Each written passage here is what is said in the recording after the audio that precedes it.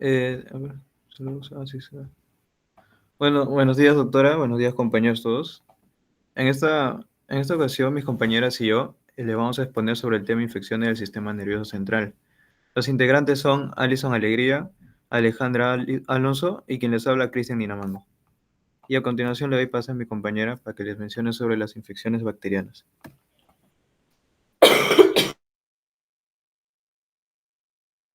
Bueno, vamos a comenzar con las infecciones bacterianas. Siguiente, por favor.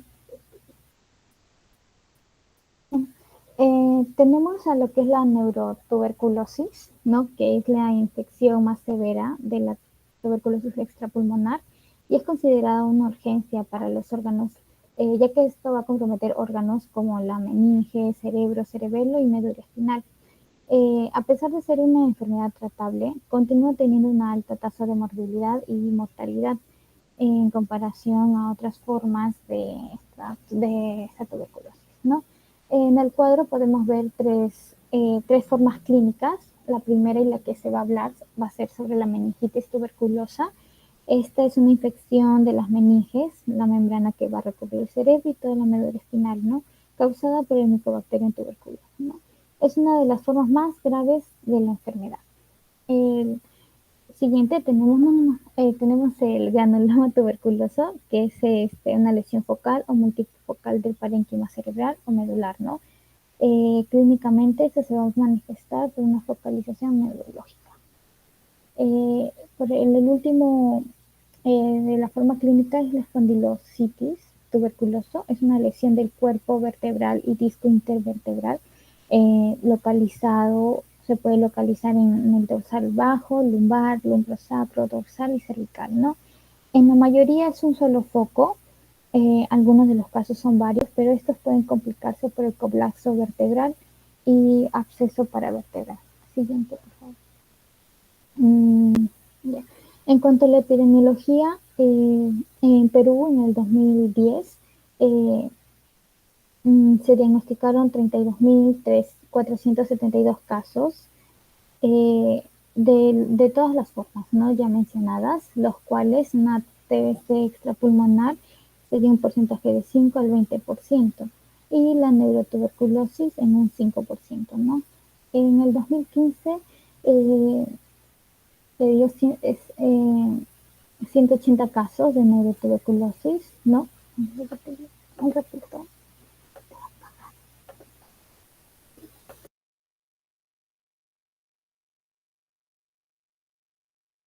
Un ratito voy a conectar la laptop. Se va a apagar.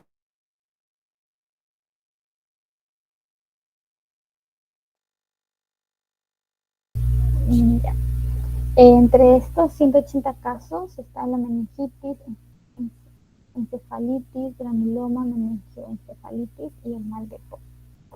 En cuanto a los factores de riesgo, eh, se puede ver el mal estado nutricional, los hacinamientos, alcoholismo y desnutrición, las malas condiciones de la vivienda, también una exposición con personas ya antes con antecedentes de TBC pulmonar, ¿no?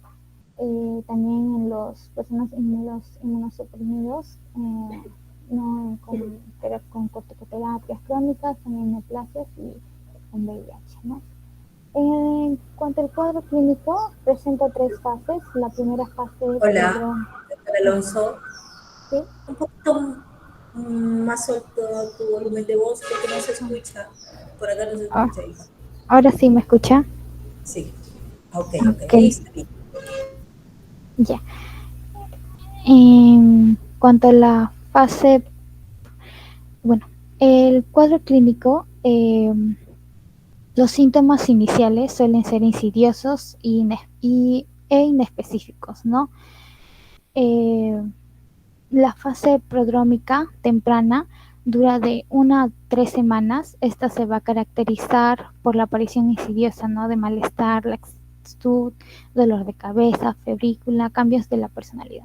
En una fase meningítica, con características neurológicas más pronunciadas, ¿no? Como el meningismo, cefalea prolongada, vómitos, explosivos, letargo, confusión,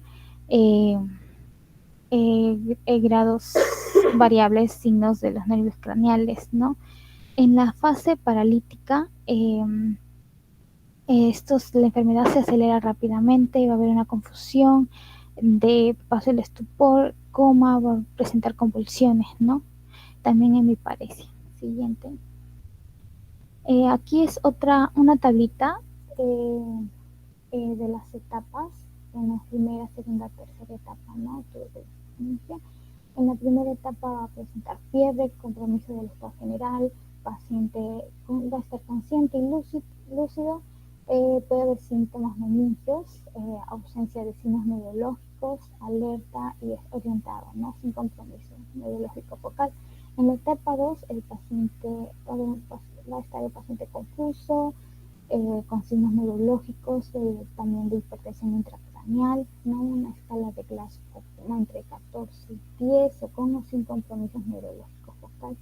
En la tercera etapa, un compromiso grave en la conciencia, mentalmente inaccesible por la profundidad del estupor, delirio, coma, ¿no? Hemiplegia, paraplegia, ¿no? Completa, parecido al cuadro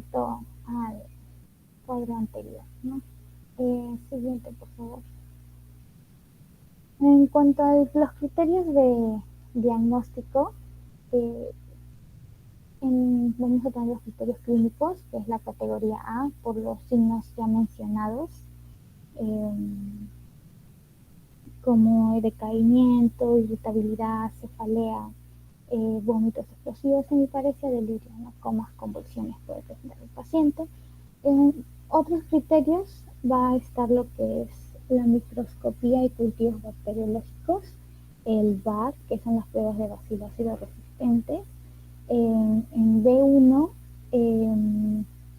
se refiere al aislamiento del micobacterio, ¿no? En una coloración de C-Nielsen. Puede haber otras pruebas de PCR positivo, ¿no? En B2, esto va a sugerir que va a haber una tinción negativa, ¿no? Va a haber una ausencia de bacterias en el líquido cefalorraquídeo, también una ausencia de hongos, ¿no? Una tintaxina negativa. Y B3 significa que es la ausencia de células malignas, no va a haber neoplasia, ¿no? En la categoría C, que es el citoquímico, que es el estudio del líquido cefalorraquídeo, el C1 va a haber pleocitosis, es el aumento, ¿no? De las células mononucleares, ¿no? Mayor a 10 células por mililitro. En C2, un incremento de proteínas mayor a 45 miligramos por decilitro. Y C3 va a haber una glucosa disminuida, ¿no? Menor de 60. En la categoría D, una adenosina el ADA va a ser mayor a 6 unidades por litro. También el examen de cloruros va a estar disminuido.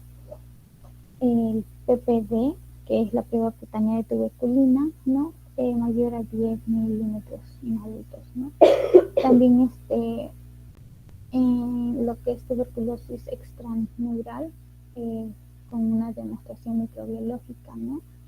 Y también se va a tener en cuenta antecedentes epidemiológicos, ¿no? De haber tenido TBC pulmonar, en otros órganos también, o haber estado en contacto, ¿no? Con otra persona. En cuanto al diagnóstico diferencial, está meningitis bacteriana, infección viral como paperas, herpes simple, meningitis criptocócica, carcinomatosos, leptomeningia y colagenopatía, ¿no? Como puede estar lupus eritematoso sistémico y poliartritis. En cuanto a los exámenes auxiliares,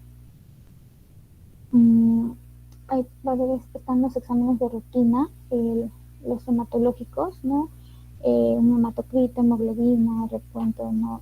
De plaquetas, bioquímicos, podemos solicitar el de glucosa, urea, creatinina, ¿no? Perfil hepático también. Inmunológicos, aglutinaciones para salmonella, para brucela, también pedir un PCR, ¿no?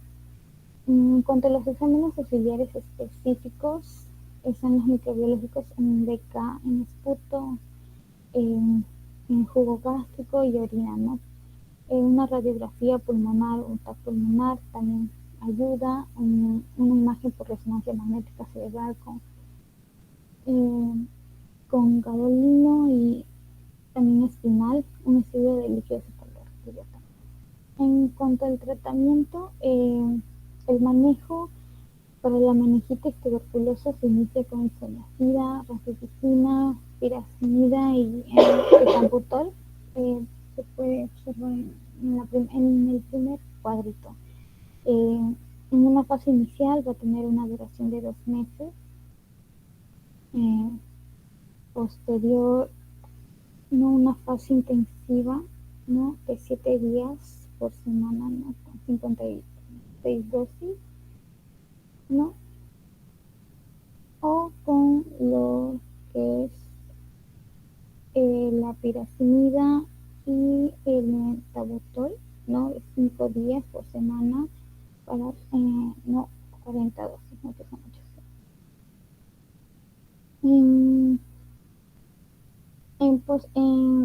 De, posteriormente a estos 2 meses, esto se puede tratarse de una meningitis tuberculosa que presume cepas sensibles, se puede suspender la piracimida o el ethambutol, ¿no?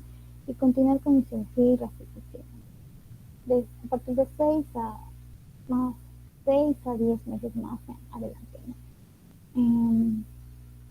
En el segundo cuadrito, en la segunda tabla, indican estos medicamentos, ¿no? Y la presentación, ¿no?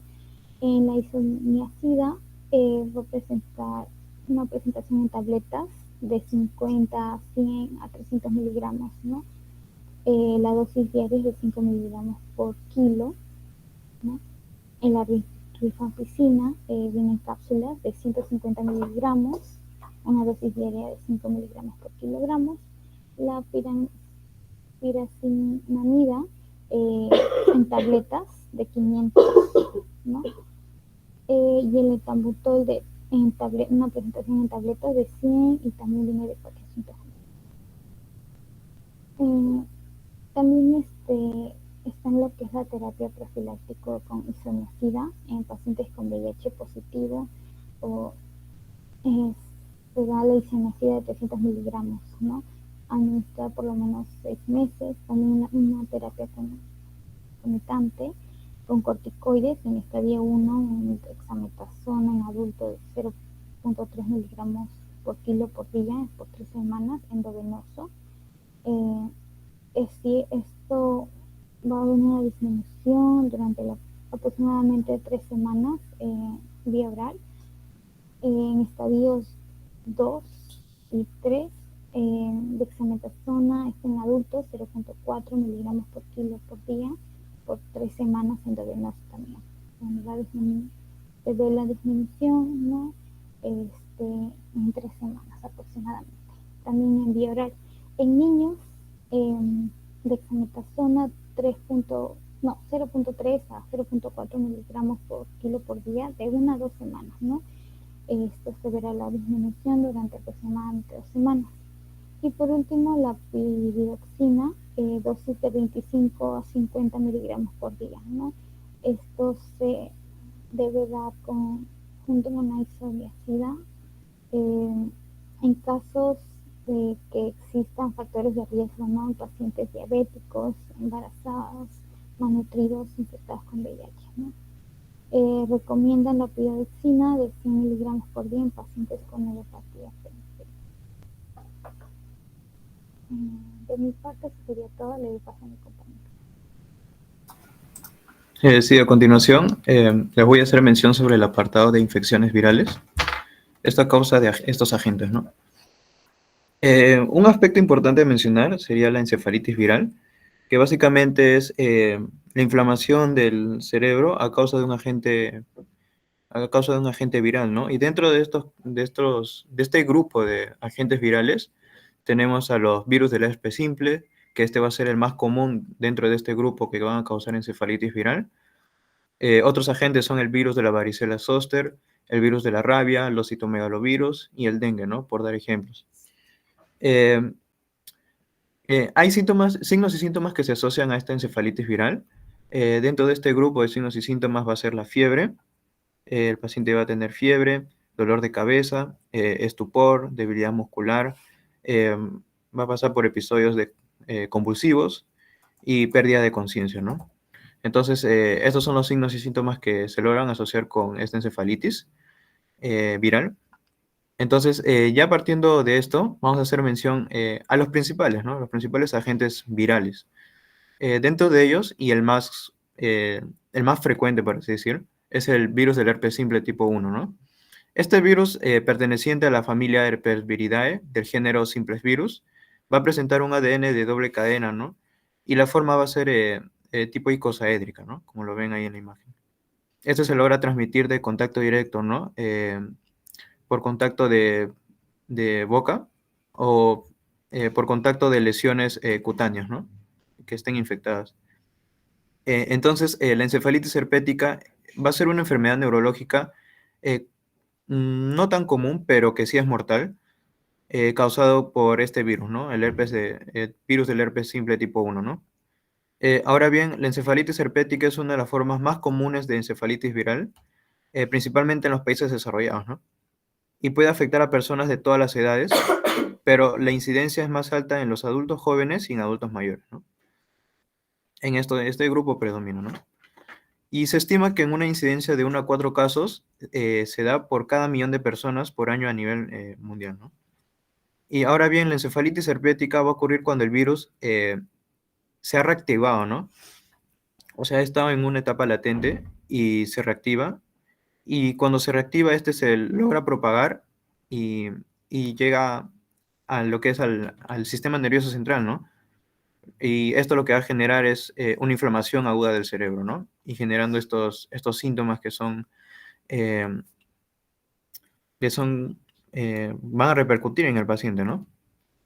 Y bueno, estos síntomas van a ser los que ya les mencioné, ¿no? Uno de ellos va a ser la fiebre, la cefalea, el paciente va a estar confuso, el estado mental se encuentra alterado, va a pasar por episodios convulsivos, vómitos, cambios en el comportamiento, y en casos graves, y esto es común en este tipo de encefalitis, en esta enfermedad, el coma, ¿no? Puede que llegue a este estado vegetativo, ¿no?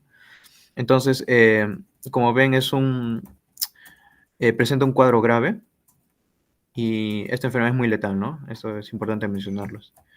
Ahora bien, ¿cómo se diagnostica? Tenemos primero por la evaluación clínica, ¿no? Para ello nosotros, o sea, los médicos, tendríamos que realizar una adecuada y detallada evaluación clínica considerando los síntomas del paciente, ¿no? Que les he mencionado. Su historial médico y cualquier factor de riesgo relevante, ¿no? Como es un antecedente del herpes labial o genital, ¿no? También los estudios de imágenes, como la resonancia y la tomografía de cerebro, para detectar cambios en el tejido cerebral, ¿no? Como son la inflamación, el edema cerebral y signos de afectación en estas estructuras, ¿no?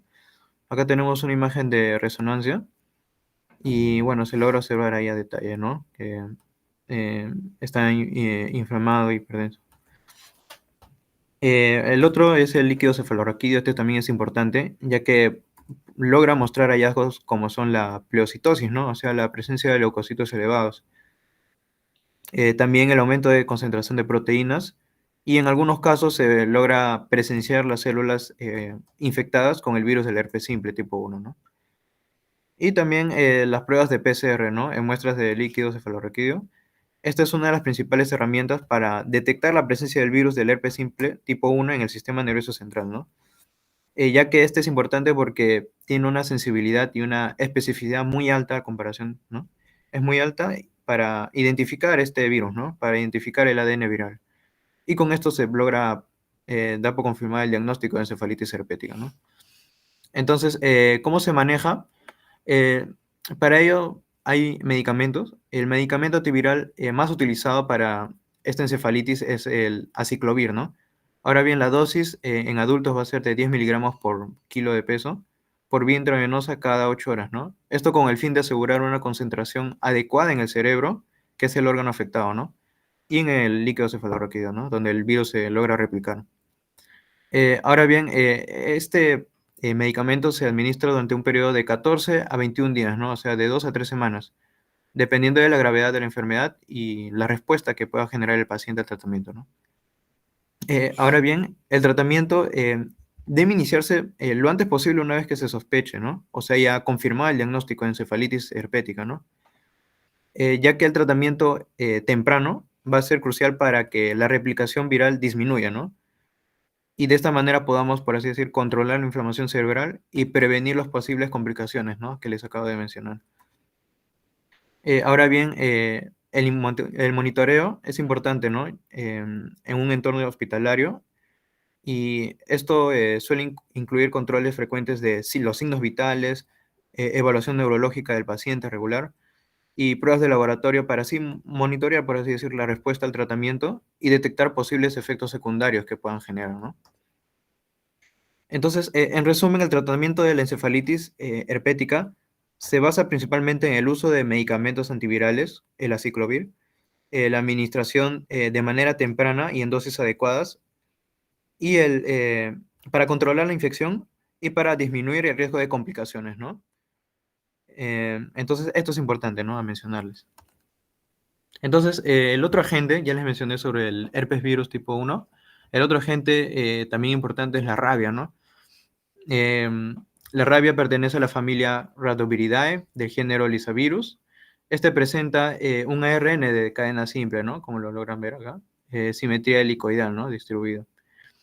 Y bueno, el virus se logra, bueno, tiene una forma de bala, ¿no? Por así decir. Es neurotrópico, o sea que tiene afinidad por el sistema nervioso, ¿no? Y este se logra transmitir por la mordedura del animal infectado, ¿no? Generalmente son los perros, entre ellos también gatos y murciélagos, ¿no? Que estén infectados con este virus y que mediante mordeduras es que se logra transmitir, ¿no? Uno de los síntomas, bueno, los síntomas que logra presentar los pacientes que presentan rabia, ¿no? Son la fiebre, las náuseas y vómitos y las cefaleas, ¿no? Así como las diarreas. Eh, Otros síntomas, y esto puede variar, se puede presentar sensibilidad a la luz, calambres musculares, y esto ya es, estos signos son signos del alarma, ¿no? Lo que es el miedo al agua y, y bueno, el comportamiento agresivo, ¿no? Por parte del paciente. Ahora bien, ¿cómo se diagnostica, no? Tenemos importante la clínica, ¿no? Se va a encontrar parestesia en el sitio de la mordedura, ¿no? Este es un síntoma común de la rabia en los pacientes. Eh, También es importante el líquido cefalorraquídeo. La presencia de pleocitosis linfocitaria sugiere una respuesta inflamatoria asociada con la infección por el virus, ¿no? Por la rabia. También la inmunofluorescencia directa. Estas pruebas lo que va a permitir es confirmar la presencia del virus mediante la detección de antígenos, ¿no? O mediante la observación de cambios patológicos en los tejidos. Y bueno, ya con esto es, por así decir, el gold estándar, la biopsia. Eh, la presencia de cuerpos de Negri, ¿no? Estos cuerpos de Negri son inclusiones eosinofílicas, que son característicos de esta infección por rabia, ¿no? Eh, Son inclusiones que se encuentran en las neuronas que estén infectados, ¿no? Por el virus. Y se consideran patognomónicos, o sea, son particularmente de esta enfermedad, ¿no? Entonces, indica como, o sea, con esto ya sospecharíamos ya totalmente de la rabia, ¿no? Con estas inclusiones de cuerpos de Negri, ¿no? Entonces, ¿cómo se maneja? Tenemos antes de la exposición, o sea, preexposición, lo que se puede hacer es vacunarse, ¿no? Contra la rabia para las personas que estén en riesgo de exposición, como pueden ser trabajadores de laboratorio o veterinarios, ¿no? Que estén expuestos a estos animales, entre otros, ¿no? Personales, ¿no? De control animal. La inmunoglobulina humana antirrábica se puede administrar una dosis en personas con alto riesgo, ¿no? Ocupacional. Y la dosis es de 40 unidades internacionales por kilo de peso corporal, ¿no? Y se administra solo una vez. Y la otra vacuna, la vacuna antirrábica, en caso de riesgo continuo de exposición, se administran ya 3 dosis de la vacuna, ¿no? al primer día, al 0 día, al séptimo y al 28 día. Pero cuando ya por así decir, ya se ha expuesto a este virus, lo que va a hacer es observarse, ¿no? En estos pacientes. Después de una exposición, se va a observar y se va a limpiar la herida, ¿no? Y se va a administrar una serie de 5 dosis de la vacuna antirrábica en los días 0, 3, 7, 14 y 28, ¿no?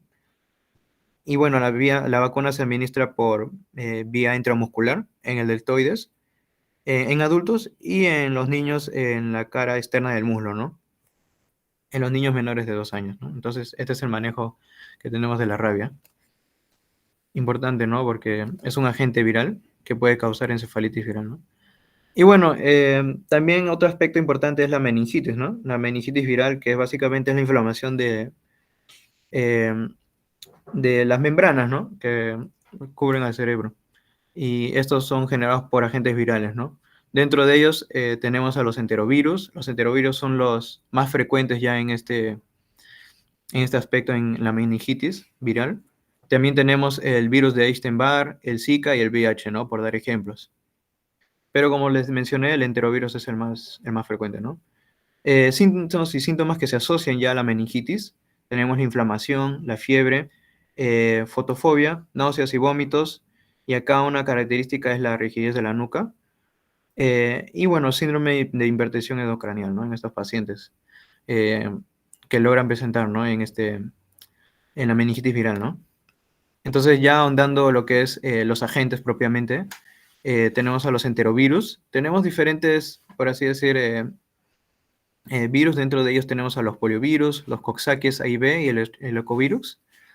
Y acá su cuadro clínico, ¿no? Pero entre ellos lo que más coincide es la meningitis, ¿no?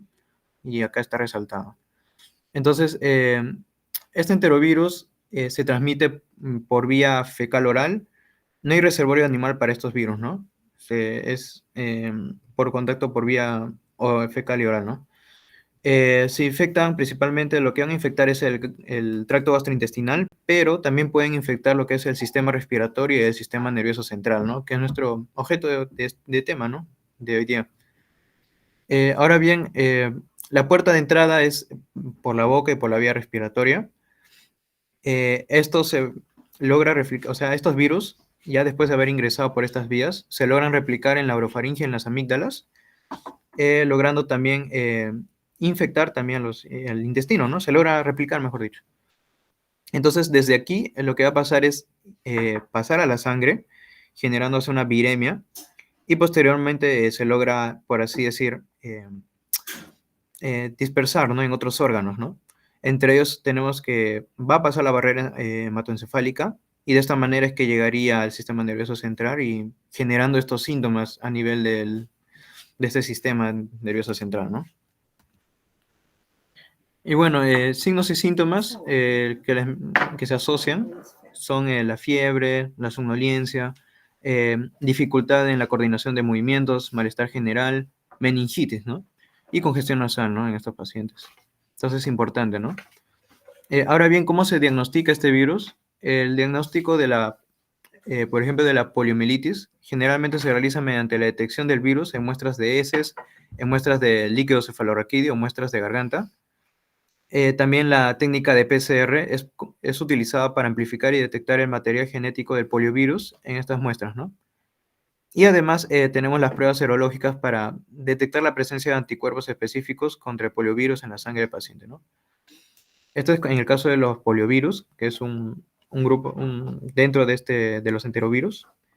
El otro grupo, los coxsackie's. El diagnóstico de este tipo de virus se realiza mediante la detección también de muestras de heces, muestras de gargantas o muestras de líquido cefalorraquídeo, ¿no? Y esto con el fin de identificar el material genético viral en estas muestras, ¿no? Y también las pruebas serológicas, claro, ¿no? Que también pueden ser útiles para detectar los anticuerpos específicos contra los coxsackievirus, ¿no? En la sangre. Y por último, el otro grupo, los ecovirus, el diagnóstico se realiza de manera similar, ¿no? A los anteriores que les mencioné, ¿no? Mediante las muestras de heces, garganta o líquido cefalorraquídeo, ¿no? Y también la PCR es una herramienta valiosa para identificar el material genético del ecovirus, ¿no?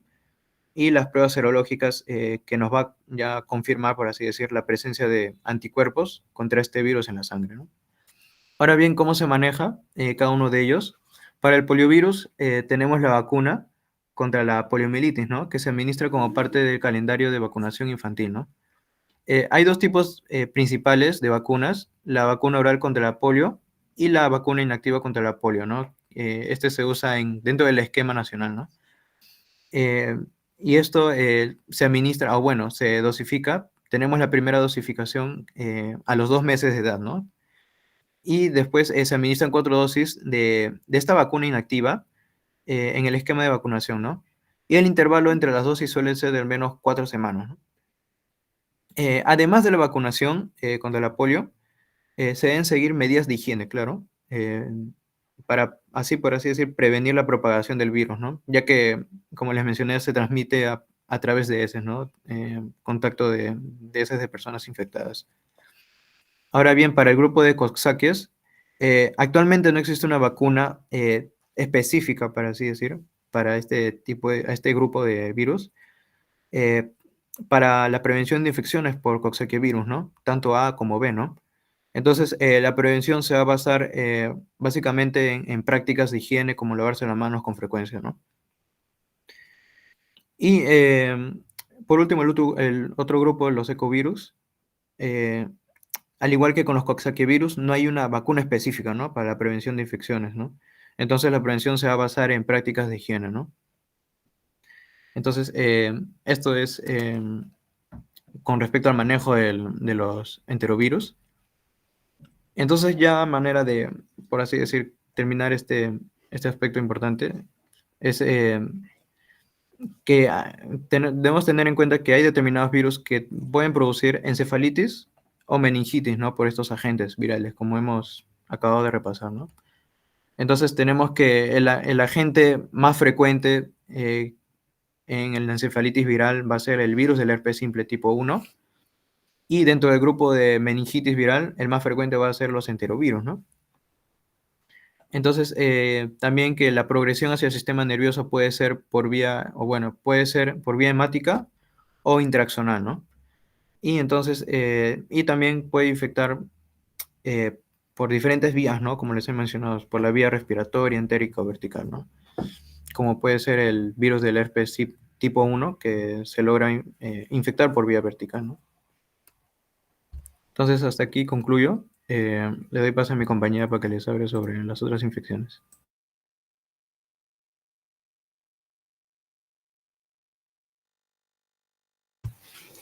Bueno, continuando con las otras infecciones, vamos a ver lo que son las parasitosis.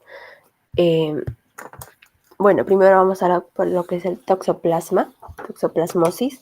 Esta va a ser es la más común infección oportunista del sistema nervioso central en pacientes con VIH.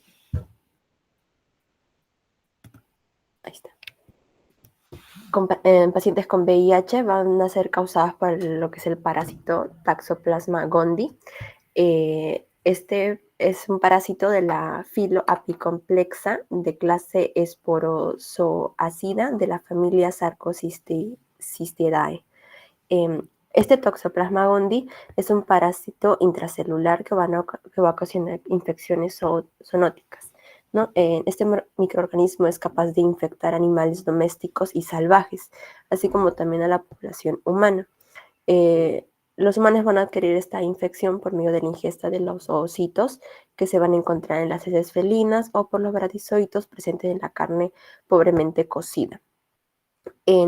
La toxoplasmosis es una infección más común en humanos con una distribución mundial en el cual 1/3 de la población global va a presentar esta toxoplasmosis latente, ¿no?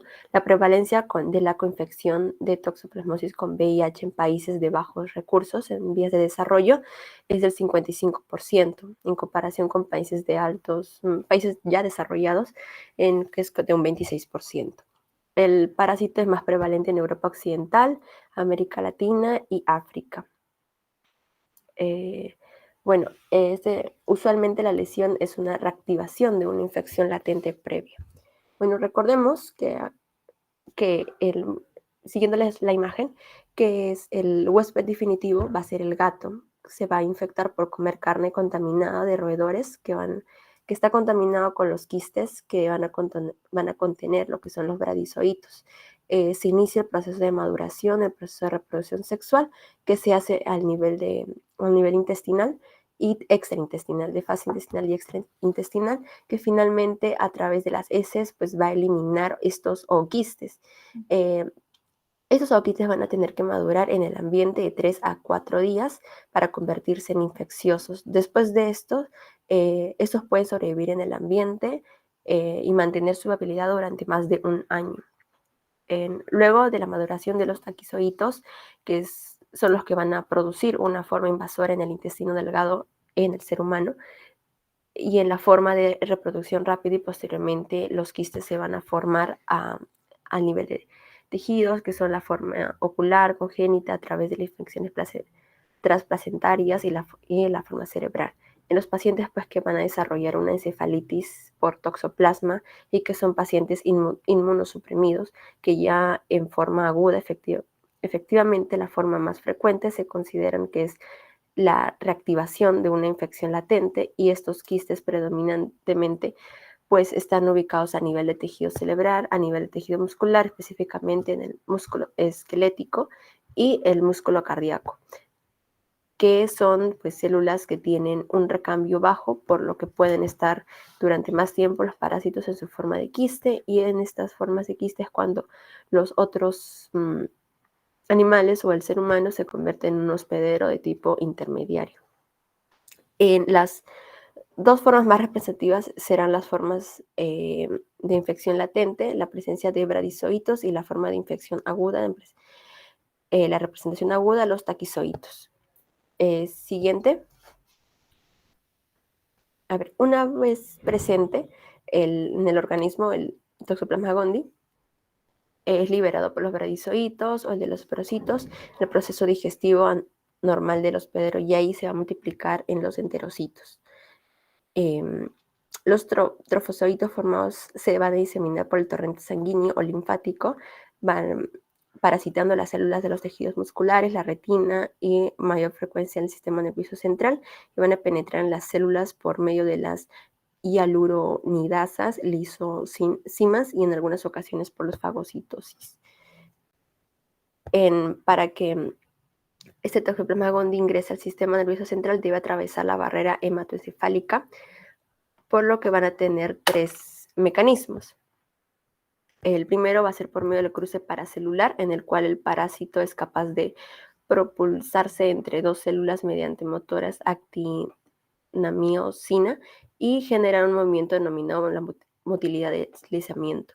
El segundo es por cruce transcelular, en el que hay infección de una célula endotelial seguida por la replicación y luego lisis celular, con salida del parásito a nivel vasolateral. El tercero va a ser por mecanismo llamado caballo de Troya, mediante el cual una célula inmune infectada va a atravesar la barrera hematoencefálica, trayendo consigo al parásito intracelular. Esto principalmente los linfocitos CD11C parasitados. En la presentación clínica, los síntomas más frecuentes van a ser la cefalia, la hemiparesia, la fiebre, la parálisis del par craneal, la ataxia, las alteraciones a nivel de conciencia y las convulsiones. También va a haber un compromiso de los ganglios basales, va a haber movimientos anormales, coria, balismo, rigidez en pacientes que tienen inmunosupresión severa, que hacen una infección aguda. Es más frecuente que presenten una encefalitis difusa o una ventriculitis necrotizante, que van a representar una mayor mortalidad. En características clínicas nos estarían indicando que hay uno o múltiples formaciones inflamatorias cerebrales. En la toxoplasmosis, la predilección es por la sustancia gris profunda o por la unión entre la sustancia gris cortical y la sustancia blanca.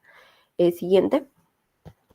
En diagnóstico vamos a tener el test de tinción de Sabin-Feldman. Es el como el estándar para la detección serológica de anticuerpos de IgG e IgM contra toxoplasma. Sin embargo, esta tinción va a requerir de taquizoitos vivos y no van a estar disponibles en muchos laboratorios. En la técnica de ELISA para la detección de IgG e IgM contra toxoplasma va a ser la más usada en la detección serológica. La IgG contra toxoplasma se va a elevar entre el primer y segundo mes después de la infección y va a permanecer alta por el resto de la vida. Es importante recalcar que los anticuerpos IgG contra toxoplasma pueden estar elevados sin que haya una infección activa, ¿no? También tenemos lo que es el citoquímico de líquido cefalorraquídeo, que usualmente muestra pleocitosis leve o hiperproteinorraquia. No se ha demostrado que tenga alguna utilidad con el IgG o IgM en el CR, pero sí ha sido de identificación de Toxoplasma gondii en LSR, va a ser específica, ¿no? Aunque muy poco sensible. Bueno, en las neuroimágenes van a ser también de gran utilidad en el diagnóstico. El 70-80% de pacientes con VIH y toxoplasma cerebral se les va a hacer una tomografía axial computarizada, se va a demostrar una o varias lesiones hipodensas que realzan con contraste o generan efecto de masa, especialmente en los ganglios basales, el tálamo y la unión córtico-medular. De manera menos frecuente se puede encontrar ventriculitis en pacientes con VIH inmunosuprimidos. Bueno, dentro de los diagnósticos diferenciales que se debe considerar con la visualización de estas lesiones en la resonancia magnética, está en la primera opción el linfoma, el cual causa lesiones similares y es de difícil diferenciación solo por neuroimágenes, ¿no? Bueno, continuando con la terapia, no van a existir medicamentos que puedan erradicar los quistes de Toxoplasma gondii.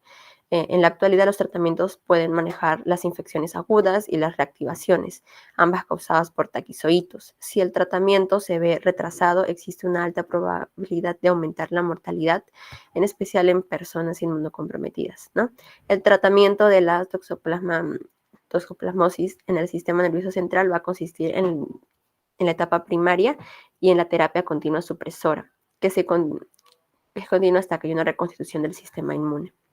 La terapia primaria va a consistir en el uso combinado de pirimetamina más sulfadiazina o clindamicina y ácido folínico. La pirimetamina, sus dosis va a ser inicialmente de 200 miligramos, posteriormente se cambia a 50-75 vía oral por día. La sulfadiazina es de 1 a 1,5 gramos cada 6 horas vía oral. La clindamicina de 600 miligramos vía oral cada 6 horas y el ácido folínico de 10 a 50 miligramos al día o dos veces al día. Bueno, se va a recomendar que se desensibilice a los pacientes alérgicos a las sulfas previamente al tratamiento, así como mantener esta primera fase de la terapia por al menos 6 semanas. Y existen evidencias de que al suspender la terapia antes de este tiempo, la persistencia del realce con contraste de las lesiones se relaciona con la recaída de la enfermedad. Siguiente. Ahora, continuando con la neurocisticercosis. La neurocisticercosis va a ser una parasitosis frecuente en el sistema nervioso central, que constituye un grave problema de salud pública en muchos países en vías de desarrollo. Se produce por la infestación en el sistema nervioso central por las larvas de la Taenia solium, ¿no? En el ser humano se infesta tras la ingestión de los huevos del parásito por acción de las secreciones gástricas y pancreáticas. Van a liberar en su interior oncósferas capaces de atravesar el intestino y entrar al torrente sanguíneo, tras lo cual se alojan en el sistema nervioso central, los músculos y la retina. Tras un periodo de maduración de aproximadamente de 2 meses, desarrollan 2 tipos de formas larvarias quísticas, que son intraparenquimatosas y subaracnoideas. La sintomatología de la cistercosis cerebral va a depender de la localización. Siguiente.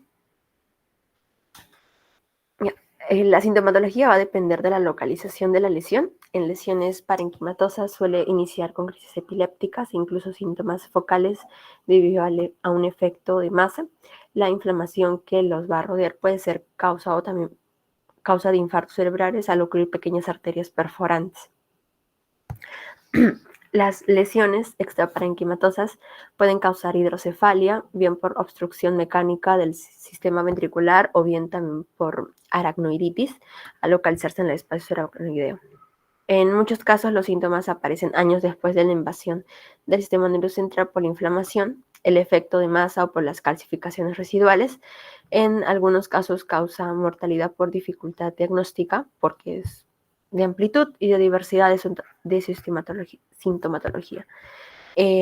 La neurocisticercosis se va a presentar de forma intraparenquimales asociadas a cuadros convulsivos o formas extraparenquimales que van a estar asociadas a hipertensión intracraniana. Los quistes intraparenquimales pueden pasar por fases de evolución, la fase vesicular, coloidal, nódulo granular y de calcificación, donde se va a ver la incorporación de calcio sobre el tejido fibrótico del parásito. En la neurocisticercosis extraparenquimal van a incluir quistes subaracnoideos o intraventriculares. En estos quistes pueden alcanzar un gran tamaño y formar lobulaciones. Se puede comparar a los racimos de uva. Se pierde el escólex, se ubica frecuentemente en la base del cerebro, en el surco lateral del cerebro, y no va a haber, muy raramente se ve convexidad. Enlace tipo intraventricular va a provocar una elevación transitoria o persistente de la presión intracraneal, secundaria a bloqueo del sistema de irrigación del líquido cefalorraquídeo. La inflamación de estos quistes va a producir ependimitis y aracnoiditis, lo que a su vez ocasiona hidrocefalia o vasculitis por accidente cerebrovascular. La clínica va a depender sobre todo de la localización, el número de parásitos y de la respuesta inmune del hospedador. En la neurocistercosis inactiva se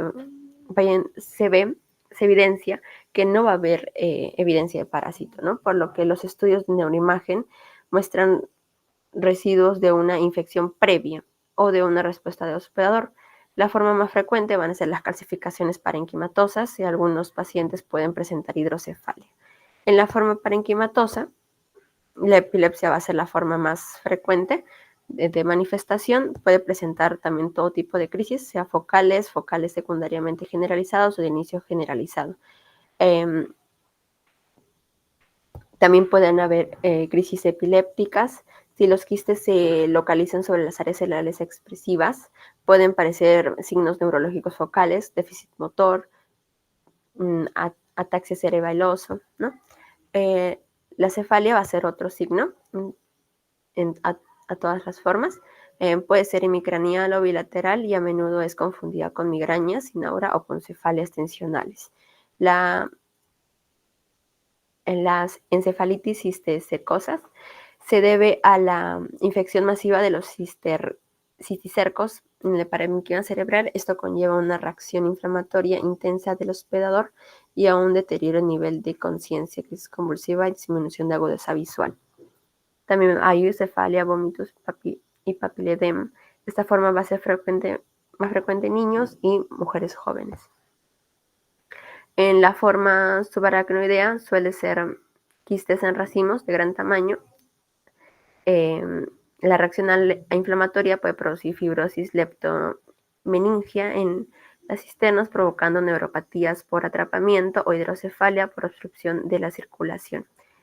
En la forma intraventricular se van a manifestar como quistes únicos pedunculados localizados frecuentemente en el cuarto ventrículo que provocan obstrucción del flujo del lóbulo central derecho, y cuando la obstrucción es continua puede producir hidrocefalia, el llamado síndrome de Brooms, caracterizado por episodios súbitos de pérdida de conciencia relacionados con los movimientos de la cabeza, ¿no? Ahora yendo para el diagnóstico, se abarca una interpretación adecuada de los antecedentes clínicos, epidemiológicos y las diferentes técnicas de neuroimagen y los serológicos, ¿no? Se confirma el diagnóstico cuando se va a detectar un criterio absoluto con el hallazgo como el hallazgo del parásito de una pieza histopatológica o autopsia, el escolexia en el estudio de neuroimagen o cuando se observan las vesículas en el examen ocular. También se confirma diagnóstico cuando se reúnen 2 criterios mayores más uno menor y otro epidemiológico, ¿no? El estudio por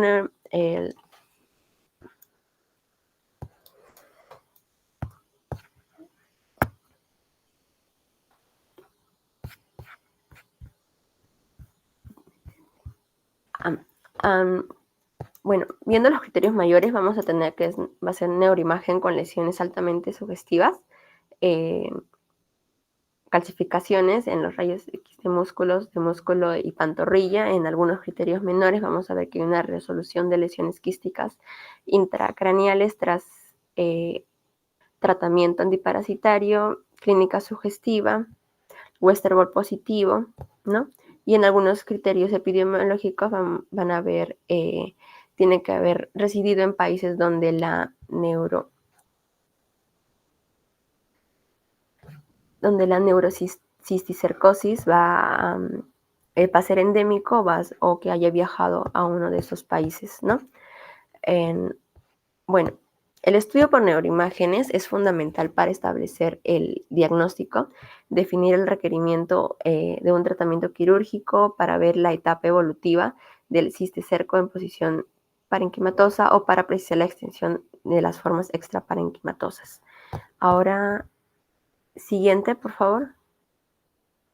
Ahora, yendo al tratamiento, para tratar la neurocisticercosis no va a haber un tratamiento único, debido a que es una enfermedad con múltiples presentaciones y clínicas que ameritan un tratamiento más específico, ¿no? El tratamiento debe individualizarse según el número de lesiones y su localización, así como según la viabilidad del parásito.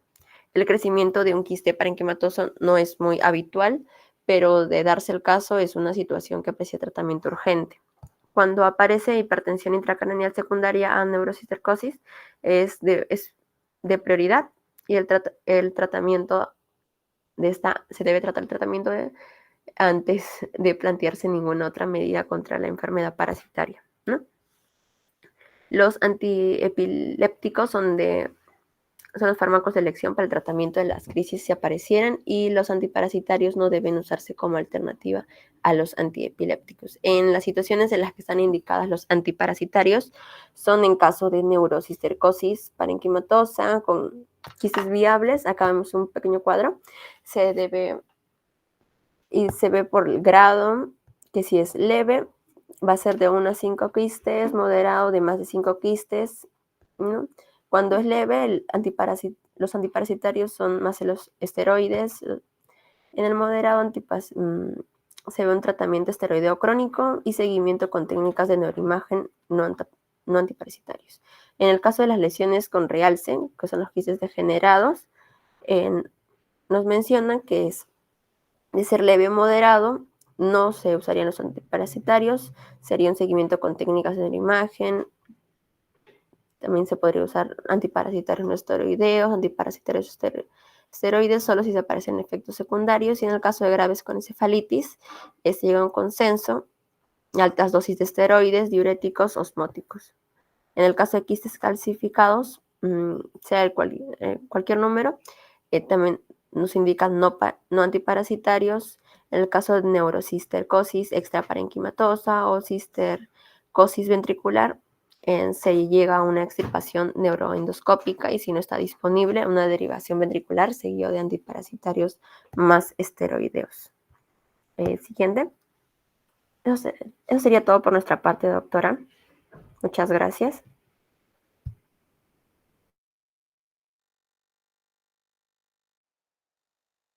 Bien, doctores, están despiertos, ¿verdad?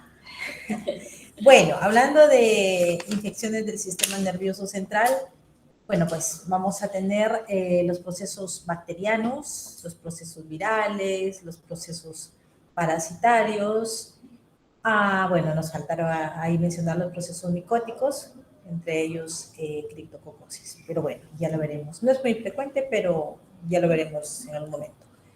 Respecto a los procesos bacterianos, respecto específicamente a Mycobacterium tuberculosis, hay que tener en consideración que vamos a sospechar de ello cuando vamos a encontrar, vamos a tener ciertos hallazgos que nos van a llevar a esta orientación diagnóstica. Ahí, antes de ello, mencionar que el diagnóstico de una encefalitis o de una meningitis va a estar dado por la clínica que el paciente presenta. Y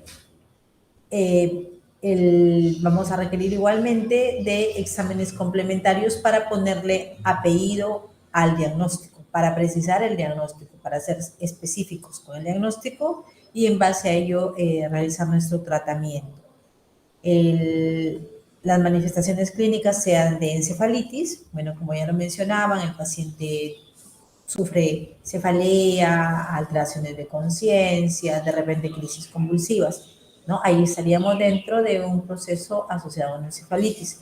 Vamos a considerar un proceso de meningoencefalitis cuando ya hay manifestaciones clínicas de afección meningia, signos meningios, Kernel, Buczynski.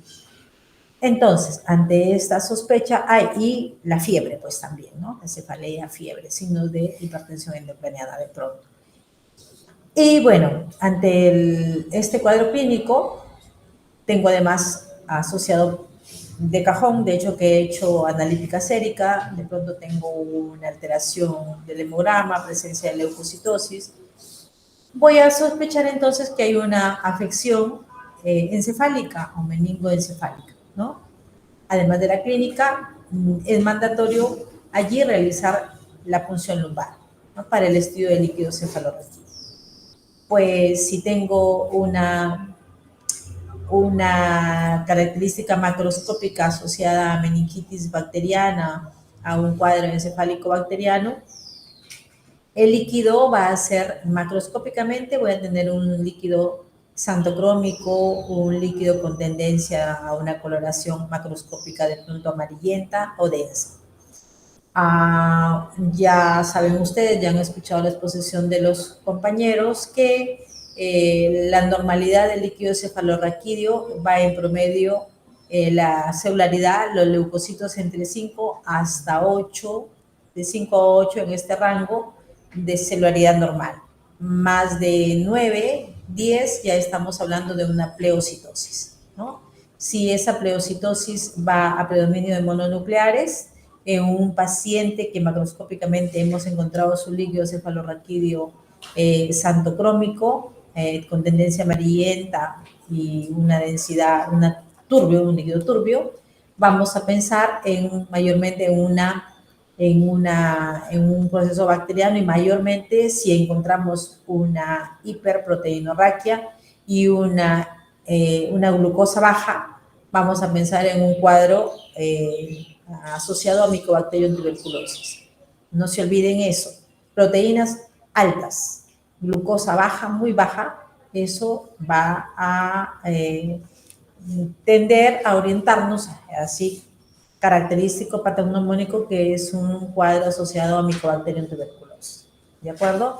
Igual, el líquido cefalorraquídeo, pues, me va a dar la posibilidad de hacer un cultivo, ¿no? El estudio allí del ADA también me va a ayudar bastante a precisar el diagnóstico, ¿sí? Entonces, si tengo un paciente que ya tiene un cuadro clínico característico, si tiene un líquido cefalorraquídeo con consumo marcado de glucosa, que tiene proteínas altas, una celularidad alta, entonces estoy pensando en el Perú, y por estas características estoy pensando en una meningitis o en una encefalitis tuberculosa.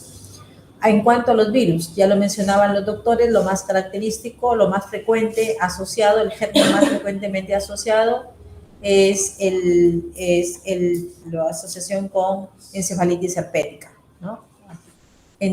Y en ese caso el tratamiento va a estar dado con el tratamiento con aciclovir. ¿Ok? Antes de ello, en cuanto a meningitis TB, sí es aceptado, está dentro de nuestras guías, nuestros protocolos de tratamiento, el uso de la corticoterapia. No así en encefalitis En los cuadros asociados a procesos de afección viral, allí va a estar proscrito el uso de corticoterapia. Ya el tratamiento se da específicamente dirigido como una terapia empírica, si aún no tenemos, por ejemplo, resultado de líquido cefalorraquídeo, pero que macroscópicamente nuestro líquido, por ejemplo, lo encontramos con características de pronto de un líquido que no es tan amarillento, que no es tan denso, que no es santocrómico, pues voy a pensar de pronto en un cuadro viral. Y el consumo de glucosa también, ya en los estudios de laboratorio no va a ser tan marcado y las proteínas se van a elevar, pero no tan significativamente como en un cuadro, por ejemplo, de meningitis tuberculosa. Igual, allí voy a tener la necesidad de recurrir al cultivo para corroborar que haya presencia de agentes virales, ¿no? Ahora, en los procesos parasitarios sí, pues voy a recurrir a los estudios de neuroimagen, ¿no? Eso va a ser mandatorio. Tengo un paciente en el cual sospecho que haya un proceso parasitario porque es un paciente que viene de una zona endémica, que de pronto su cuadro clínico es una convulsión o de pronto es un paciente que presente cefalea, que por ejemplo viene del norte del Perú, por ejemplo, donde es bastante frecuente en las zonas de la Sierra Piurana, por ejemplo, o de Cajamarca, en fin. Entonces, donde la enfermedad es endémica, pues voy a sospechar de pronto de que pueda prestar ante un paciente con una cisticercosis, por ejemplo, ¿no? Entonces ahí sí es mandatorio la resonancia, la tomografía para que pueda precisar pues la presencia de lesiones, ¿no? Allí también hay que tener en consideración que el tratamiento lo vamos a dar de acuerdo a las fases de la enfermedad. No es lo mismo que encuentre en una tomografía una calcificación antigua y que de pronto, pues, o varias calcificaciones y que de pronto me hagan pensar que el paciente tuvo cisticercosis, ¿no? Una asociación con cisticercosis. En ese caso, como también lo mencionaban los compañeros, pues ya no voy a hacer ningún tratamiento, simplemente el tratamiento es conservador. Respecto al agente etiológico, pero si el paciente viene presentando crisis convulsivas, por ejemplo, voy a tratar las crisis convulsivas, ¿no? Si tiene cefalea, voy a tratar la cefalea. No es lo mismo contratar un paciente que sí encuentro en la imagen estadios asociados a lesiones coloidales, por ejemplo, lo característico, ¿no? El excólex, la presencia del excólex, eso es un cuadro con una parasitosis activa. Entonces ahí sí voy a tener necesidad de hacer un tratamiento con fármacos dirigidos a este problema, ¿no? Praziquantel, básicamente, que es lo más específico para ello, y albendazol.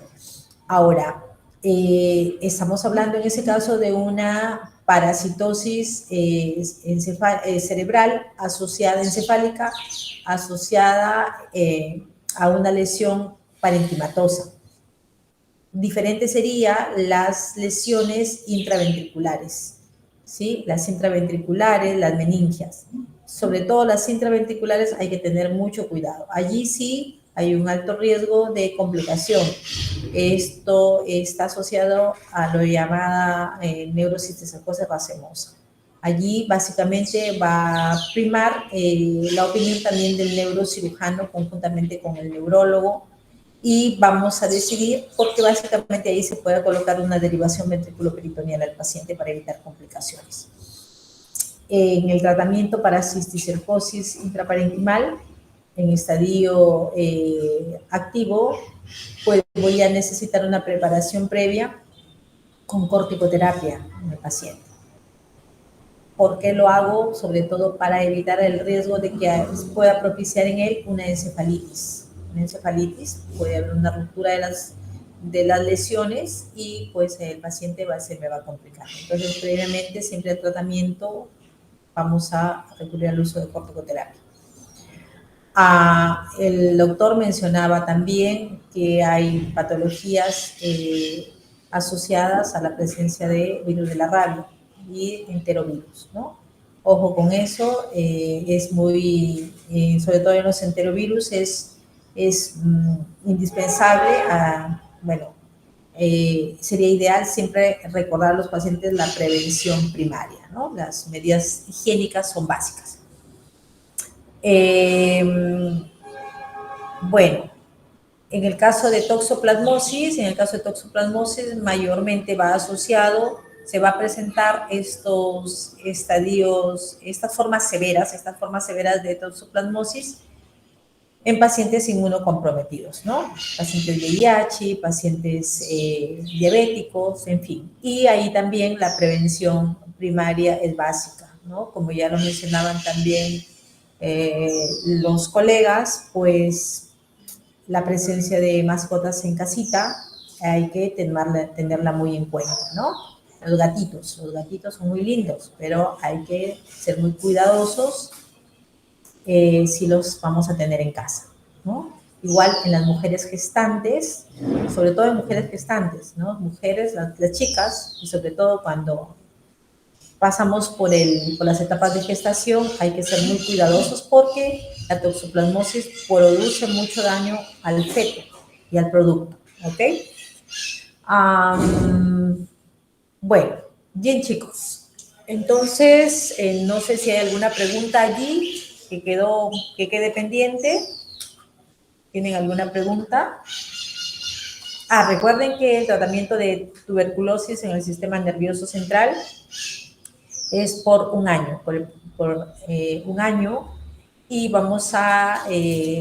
el paciente va a recibir el tratamiento en el programa TBC. Me estaba olvidando de mencionar las formas de afección de discos intervertebrales o que son las discitis, cuando la lesión es específicamente abocada a un disco intervertebral, o al complejo de espondilodiscitis, ¿no? Donde hay un daño del disco, pero con zonas circundantes que pueden comprometer a las vértebras mismas, ¿no? Una espondilodiscitis. Lógicamente, ahí el diagnóstico diferencial es con las formas asociadas a procesos tumorales, ¿no? Llámese una forma primaria, un mieloma múltiple, o llámese lesiones secundarias, secundarismo, metástasis, mayormente. Bueno, los casos que hemos visto es bastante frecuente ver formas de daño vertebral secundarias a lesiones prostáticas. El tratamiento también ahí, en discitis o en espondilodiscitis, el nombre específico, el mal de Poch, y bueno, también el tratamiento es un año, ¿no? Y bueno, aparte del tratamiento, es una columna del tratamiento farmacológico, un tratamiento del programa TBC, de tuberculosis. El tratamiento hay que llevar al paciente también a estabilizar la columna, ¿no? El uso en una columna inestable, el uso de corsé es indispensable, ¿no? El uso de corsé de acuerdo a la zona afectada, sea cervical, sea dorsal, sea lumbar. Y en el tiempo, ya cuando el paciente vamos ayudándole a superar la enfermedad, pues en el tiempo también la fisioterapia de reinserción es necesaria. Bueno, doctores, no sé si no hay ninguna pregunta, damos por culminada la sesión. Muchas gracias a los expositores y bueno, ya estaremos en una próxima actividad. Buenas tardes. Gracias. Ok, doctora, muchas gracias. Hasta luego. Hasta luego.